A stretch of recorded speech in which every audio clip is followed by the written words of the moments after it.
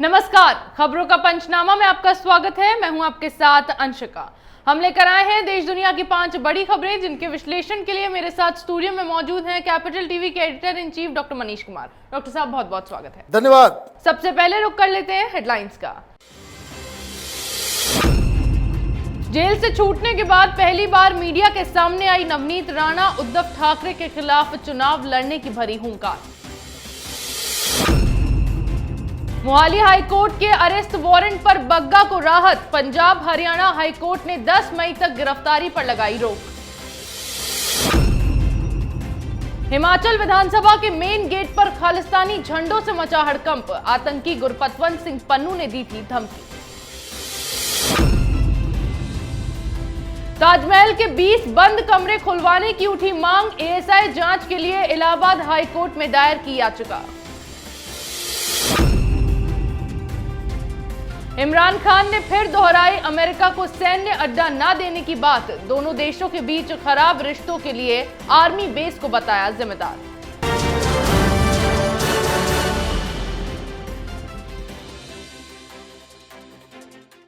पहली खबर महाराष्ट्र से है, जहां जेल से रिहा होने के बाद अस्पताल में भर्ती अमरावती से निर्दलीय सांसद नवनीत राणा को डिस्चार्ज कर दिया गया है। हाई वोल्टेज ड्रामे के बाद जहां महाराष्ट्र में हनुमान चालीसा विवाद थमता नजर आ रहा था, वहीं उद्धव ठाकरे की उल्टी गिनती अब शुरू हो गई है, क्योंकि जेल से बाहर आने के बाद फिर एक बार उद्धव की तमाम कोशिशों के बाद भी नवनीत राणा ने उन्हें चुनौती दे डाली है। अस्पताल से निकलने के वक्त नवनीत राणा के हाथ में हनुमान चालीसा की किताब नजर आई। साथ ही उद्धव ठाकरे को चुनौती देते हुए उन्होंने महाराष्ट्र में चुनाव को लेकर हुंकार भरती और कहा कि मैं मुख्यमंत्री उद्धव ठाकरे को चुनौती देती हूं कि वो महाराष्ट्र में कहीं से भी चुनाव लड़ें और मैं चुनाव में उनके खिलाफ खड़ी होंगी। डॉक्टर साहब, एक तरफ तो उद्धव ठाकरे ने नवनीत राणा का मुंह बंद करवाने के लिए तमाम कोशिशें की, लेकिन अब नवनीत ने उन्हें ही चुनौती दे दी। देखिए, जब राजनीति में आप गलत पासा फेंक देते हैं तो यही हश्र होता है। उद्धव ठाकरे को कहाँ देवेंद्र फडणवीस से मुकाबला करना था, लेकिन इनकी गलतियों की वजह से, खुद की गलतियों की वजह से आज एक निर्दलीय सांसद खुलेआम उद्धव ठाकरे को इस बात की चुनौती दे रही है कि आप जहाँ से भी चुनाव लड़ोगे मैं आपके खिलाफ लड़ूंगी। एक तरह से ललकार रही है। और उन्होंने क्या कहा? उन्होंने कहा कि हनुमान चालीसा के लिए 14 दिन क्या, 14 बरस तक के लिए मुझे जेल में रखा जाए तो आसानी से जेल में रहूंगी। दरअसल नवनीत राणा राजनीति की पक्की खिलाड़ी बनती चली जा रही हैं, लेकिन उनको टैकल करने के लिए उद्धव ठाकरे जिस तरह की कार्रवाई कर रहे हैं वो उनके लिए काफ़ी घातक होने वाला है। अब इसमें समझने वाली बात एक और है कि नवनीत राणा को तो बेल इस बात पे, इन शर्तों पे दी गई थी कि आप मीडिया के सामने नहीं आएंगे, लेकिन इसके बावजूद वो और उनके पति दोनों मीडिया के सामने आते हैं। तो ये एक सोची समझी रणनीति है, क्योंकि नवनीत राणा इस बात को अच्छी तरीके से जानती है कि वो कोई अनिल देशमुख की तरह उगाही वसूली की वजह से जेल नहीं गई, ना ही दाऊद इब्राहिम के गैंग के साथ रिश्ते रखने की वजह से नवाब मलिक की तरह वो जेल गई। वो हनुमान चालीसा सार्वजनिक रूप से पढ़ा जा सके उसके लिए वो जेल गई हैं और शर्तों को वो तोड़ भी रही हैं। तो इसका मतलब बहुत ही साफ है कि वो जेल जाने को एक, इसको कह सकते हैं कि एक प्राइज़ की तरह देख रही हैं, क्योंकि वो इस बात को समझ रही हैं कि जितने ज़्यादा वो दिन जेल के अंदर बिताएंगी उतनी बड़ी लीडर वो बनती चली जाएंगी। जी बिल्कुल, अपनी पावर का इस्तेमाल कर उद्धव ने जो खेल नवनीत राणा के साथ खेला वो अब उन्हीं पर उल्टा पड़ता दिखाई दे रहा है। अगली खबर दिल्ली से, जहां अरविंद केजरीवाल को फिर एक बार मुंह की खानी पड़ी है, क्योंकि बीजेपी नेता तजिंदर पाल सिंह बग्गा की गिरफ्तारी पर हाईकोर्ट ने 10 मई तक रोक लगा दी है।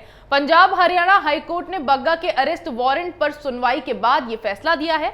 पंजाब पुलिस की हिरासत से छूटे बग्गा की मुश्किलें बढ़ती नजर आ रही थी, क्योंकि बग्गा के खिलाफ मोहाली कोर्ट ने नया गिरफ्तारी वारंट जारी किया था। मोहाली कोर्ट ने पंजाब पुलिस की साइबर क्राइम ब्रांच से तजिंदर पाल सिंह बग्गा को गिरफ्तार कर कोर्ट के सामने पेश करने के लिए कहा था, लेकिन 7 मई की रात को बग्गा की याचिका पर सुनवाई हुई और उनकी गिरफ्तारी पर रोक लगा दी गई। डॉक्टर साहब, तमाम कोशिशें की पंजाब पुलिस ने बग्गा को ले जाने की, लेकिन नाकाम रही और अब फिर एक बार केजरीवाल को बड़ा झटका लगा है, जिसके तहत बग्गा की गिरफ्तारी पर रोक लगा दी। देखिए, मैं शुरू से कह रहा हूं कि अरविंद केजरीवाल उस कहावत को चरितार्थ करने वाले हैं जो कहा जाता है कि 100 जूते भी खाए और 100 प्याज भी। दरअसल बहुत ज़्यादा उतावले हो गए आम आदमी पार्टी के लोग, केजरीवाल, संजय सिंह, तमाम लोग। उनको लगा कि भाई मोहाली कोर्ट की तरफ से अब अरेस्ट वारंट जारी हो गया, तो अब तो बग्गा को आना ही पड़ेगा, तेजिंदर की गिरफ्तारी अब टल नहीं सकती। लेकिन इनको मालूम नहीं, जिस हिसाब से उनको ये नहीं पता था कि पंजाब और दिल्ली के बीच में हरियाणा है, उसी तरीके से इनको ये मालूम नहीं था कि मोहाली कोर्ट और बग्गा की गिरफ्तारी के बीच हाई कोर्ट आकर के खड़ा हो जाएगा। हाई कोर्ट ने गिरफ्तारी से मना कर दिया और सबसे मज़ेदार बात इसमें यह है कि मोहाली कोर्ट का फैसला, वारंट, वो कल देर शाम निकलता है। तो किस आधार पे पंजाब की पुलिस 2 दिन पहले बग्गा के घर आ गई थी? मतलब बिना वारंट के गिरफ्तारी करने के लिए आ गए, तो अपने आप में ये एक इलीगल एक्टिविटी था। और हाईकोर्ट जब इसमें इंटरवीन कर रहा है कि कोई भी कोअर्सिव एक्शन नहीं लिया जा सकता, तो इसका मतलब यही है कि केजरीवाल की सारी साजिशें, सारे पैतरेबाजी, वो चारों खाने चित हो रही हैं। जी बिल्कुल, पंजाब पुलिस का इस्तेमाल कर अरविंद केजरीवाल ने बग्गा को फंसाने की तमाम कोशिशें की, लेकिन अब फिर एक बार हरियाणा पंजाब हाईकोर्ट के फैसले के बाद अरविंद केजरीवाल को मुंह की खानी पड़ी। वहीं पंजाब के पटियाला में खालिस्तान समर्थकों की ओर से भड़काई गई हिंसा के बाद अब हिमाचल प्रदेश में भी ऐसा ही कुछ करने की कोशिश की गई है। खबर है कि हिमाचल प्रदेश में विधानसभा के मेन गेट पर खालिस्तान समर्थक झंडे दिखाई दिए, जिससे हड़कंप मच गया। धर्मशाला में स्थानीय लोगों ने इस बात की जानकारी प्रशासन को दी, जिसके बाद झंडे को हटाने की कार्रवाई की गई। दरअसल 29 मार्च को आतंकी समूह सिख फॉर जस्टिस के चीफ गुरपतवंत सिंह पन्नू ने हिमाचल के सीएम को खत लिखते हुए खालिस्तानी झंडे लगाने की धमकी दी थी। पन्नू ने खत में धमकी देते हुए कहा था कि वो शिमला में जरनैल सिंह भिंडरवाले और खालिस्तान का झंडा फहराएगा। डॉक्टर साहब, जिस तरह से बार बार खालिस्तान की ओर से इस तरह की साजिशों को अंजाम दिया जा रहा है, तो क्या एक एक कर अब ये खालिस्तानी समूह जो है अपना पैर पसार रहा है देश में? देखिए, अरविंद केजरीवाल की सरकार आ गई है पंजाब में, तो ये तो होना ही है, इसमें तो कोई डाउट नहीं है।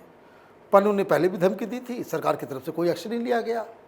सारे पुलिस वालों को तो लगा दिया गया है केजरीवाल के पॉलिटिकल अपोनेंट को गिरफ्तार करने में, तो खालिस्तान और खालिस्तानियों की गतिविधियों के ऊपर नजर रखने की तो कोई फुर्सत है नहीं पंजाब पुलिस को। अब पन्नू लगातार इस तरह की धमकियां दे रहा है, इस तरह के कारनामे को अंजाम दे रहा है। कौन लोग हैं ये? कहाँ है इंटेलिजेंस? हिमाचल प्रदेश के मुख्यमंत्री को जो पहले से ही जब धमकी दी गई थी पन्नू के द्वारा, तो हिमाचल प्रदेश की पुलिस क्या कर रही थी? मतलब ये कोई धर्मशाला हो गया ये देश कि कोई 7 समुंदर पार बैठा शख्स धमकी देता है और वो चीज़ हिंदुस्तान में हो जाती है। जैसे 26 जनवरी को किसान आंदोलन के दौरान झंडा फहराए गए थे, तिरंगे का अपमान हुआ था, लाल किले के प्राचीर को अपवित्र किया गया था, तो सारे लोग सोते रहे और ये अदना सा पाकिस्तान का चमचा, ये पन्नू, ये धमकियां भी दे और उन धमकियों के ऊपर अमल भी कर ले, ये तो शर्मनाक स्थिति है। खालिस्तानी जो लोग हैं वो अपने फन को फैला रहे हैं। केंद्र की सरकार, गृह मंत्री अमित शाह, हरियाणा, पंजाब, हिमाचल, इनके मुख्यमंत्रियों को जल्द से जल्द कोई ठोस कदम उठाने होंगे, अदरवाइज ये मसला हाथ से बाहर निकलता जा रहा है। जी बिल्कुल, पंजाब में आम आदमी पार्टी की सरकार आने के बाद अरविंद केजरीवाल की चुप्पी ही इन आतंकियों को शय दे रही है, जिसके बाद इस तरह की साजिश सिख फॉर जस्टिस की ओर से रची जा रही है। चलिए चलते हैं उत्तर प्रदेश की ओर, जहां ज्ञानव्यापी मस्जिद के बाद अब नया विवाद उठता दिखाई दे रहा है।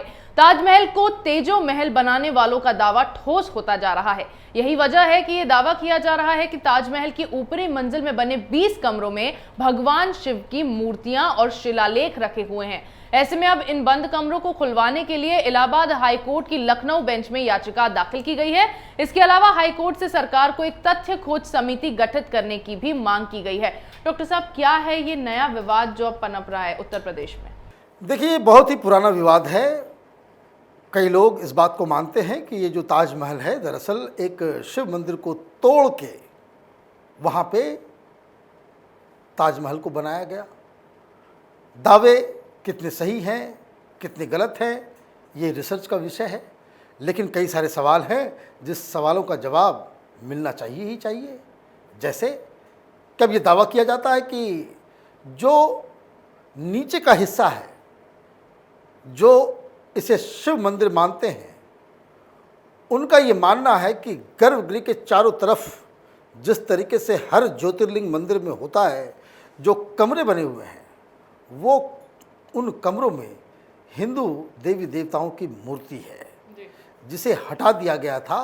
और तो और ये बात भी जानना ज़रूरी भी है कि अगर ताजमहल इतना बड़ा एक भव्य एक नेशनल एसेट है, तो उसके तहखाने में बंद कमरों के अंदर क्या है, ये तो छिपाया नहीं जा सकता। अब तक क्यों छिपाया गया है, ये अपने आप में एक बहुत बड़ा रहस्य है। चलिए, कुछ लोग कहते कि नहीं, बेकार की बातें, शिव मंदिर नहीं है। चलिए उनकी बात ही मान लेते हैं कि ये एक ताजमहल है। भाई, कई सारे इस तरह के मॉन्यूमेंट्स हुए हैं जहाँ रिसर्चर, जहाँ पे आर्कियोलॉजिस्ट, जहाँ पे डिस्कवरी वाले वो अंदर जाते हैं, सारी चीज़ों की तहकीकात करते हैं। चाहे माया हो या फिर इजिप्ट के जितने भी पिरामिड्स हैं, उनके अंदर लोग जाकर के बहुत सारी चीज़ों को ढूंढ निकाला है। भाई, किस बात का डर है? ताजमहल के अंदर जो रहस्य छिपा हुआ है, उसको जानने में, उसको बाहर निकालने में कौन सी आपत्ति है? अब याचिका दर्ज हो गई है। अब देखना है कि भाई कोर्ट इसके ऊपर क्या फैसला करती है। कोर्ट का फैसला धर्म के आधार पर ना हो, कोर्ट का फैसला किसी बायसनेस के ऊपर ना हो, कोर्ट का फैसला साइंटिफिक मूल्यों के आधार पे होना चाहिए। और साइंटिफिक टेम्पर तो यही कह रहा है, अगर कोई रहस्य है, कमरे बंद हैं, कमरों के अंदर क्या है अगर दुनिया को मालूम नहीं है, तो ये पता तो होना चाहिए, क्या दिक्कत है। और जैसे ही ये मसला आया, आप देखिए सेकुलर गैंग, ये लेफ्ट लिबरल कबाल के पूरे गैंग में किस तरह के कोलाहल मचा हुआ है। लोग कह रहे हैं कि ये तो बहुत बड़ा अन्याय हो जाएगा। कोई अन्याय नहीं होगा। लोगों को ताजमहल की असलियत जानने का अधिकार है। वो शिव मंदिर है या नहीं है, ये विषय नहीं है। विषय बहुत ही सिंपल है कि हिंदुस्तान का इतना बड़ा एसेट, उसे पूरी तरीके से जानने का अधिकार सिर्फ हिंदुस्तान के ही लोगों का नहीं, बल्कि पूरे विश्व का है, क्योंकि ये 7वां आश्चर्य में काउंट होता है। जी बिल्कुल, ताजमहल का जो रहस्य है उसे जानने के लिए अब हाईकोर्ट में याचिका तो दाखिल कर दी गई है, लेकिन अब देखने वाली बात ये होगी कि हाईकोर्ट का इस मामले में क्या फैसला आता है। अगली खबर पाकिस्तान से, जहां इमरान खान को बेइज्जत करते हुए सत्ता से बेदखल कर दिया, लेकिन अपनी हरकतों से वो अब भी बाज नहीं आ रहे। इमरान खान लगातार अपने खिलाफ लाए गए अविश्वास प्रस्ताव को विदेशी साजिश बता रहे हैं और अमेरिका के खिलाफ बयानबाजी से चूक नहीं रहे हैं। ऐसे में उन्होंने फिर इस बात को दोहराया कि वो कभी भी पाकिस्तान में अमेरिका को सैन्य अड्डे देने पर सहमत नहीं होंगे। खान ने कहा है कि अफगानिस्तान से निकलने के बाद अमेरिका चाहता था कि पाकिस्तान में उसे सैन्य ठिकाना मिल जाए ताकि यहां से तालिबान के हमलों को जवाब दिया जा सके, लेकिन हमने इसे पूरी तरह से अस्वीकार कर दिया। पाकिस्तान के 80,000 लोग अमेरिका के आतंकवाद के खिलाफ युद्ध में मारे जा चुके हैं, लेकिन इसके बावजूद कभी भी पाकिस्तान के बलिदान को नहीं सराहा गया, बल्कि कई अमेरिकी राजनेताओं ने हमें दोष दिया है। डॉक्टर साहब, क्यों इमरान खान बार बार अमेरिका के खिलाफ इस तरह की बयानबाजी कर रहे हैं? देखिए, वो स्टंट कर रहे हैं। वो जून के आखिरी वीक में फिर से एक रैली निकालना चाह रहे हैं।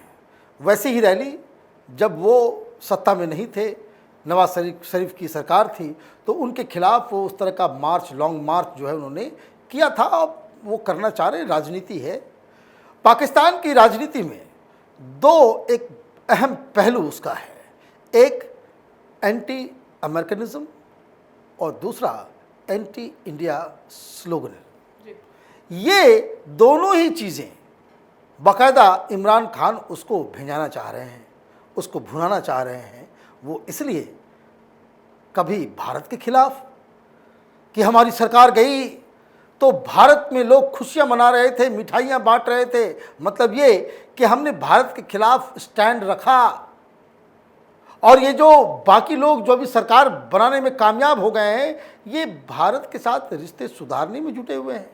ये भारत के यार हैं, मोदी के यार हैं। अब दूसरी तरफ अमेरिका की साजिश कि इस्लाम को अमेरिका ख़त्म करना चाहता है और पाकिस्तान का सबसे बड़ा दुश्मन अमेरिका है।